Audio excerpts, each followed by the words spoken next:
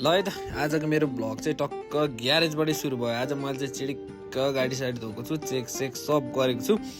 अब मात्र प्यासेन्जर उठाउन बाँकी छ मेरो चाहिँ। आज भित्तामोड त्यहाँबाट बुधबारे चारालीबाट उठाउनु छ। अनि म चाराली गएर चाहिँ टक्क 5-6जना प्यासेन्जर त हालिसकेँ। बिरताँटबाट 2-3जना हुनुहुन्थ्यो, त्यो पनि हालेँ है त। बिरताँटको चाहिँ मैले खिच्न पाइनँ। अनि अलिक पर लगेर चाहिँ दिसा पिसाब गर्नको लागि मैले गाडी रोकेँ। यसो अब जिउसिउ पनि तन्काउनु पऱ्यो होइन। अब हाम्रो कृष्ण सरलाई चाहिँ पुरा सलमान खान जस्तै देखिन्छ त। हेरौँ त हाम्रो के साह्रै हिरो हुनुहुन्छ हाम्रो सर त टक्क। अनि सेकेन्ड सिटमा पनि सबैजनालाई एकदम महिला सिट भन्ने हुन्छ नि त। सेकेन्ड सिट चाहिँ अब केटाकेटी र महिलाको लागि हो राखिदिए। अनि त्यसपछि हामी लोदिया पुलमा थियो मान्छे उठाउन।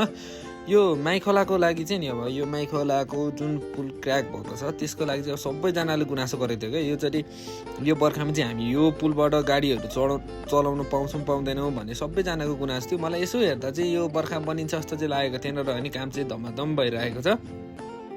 त्यसमै खुसी लाग्छ। हेरौँ न पुलको अवस्था चाहिँ यस्तो छ।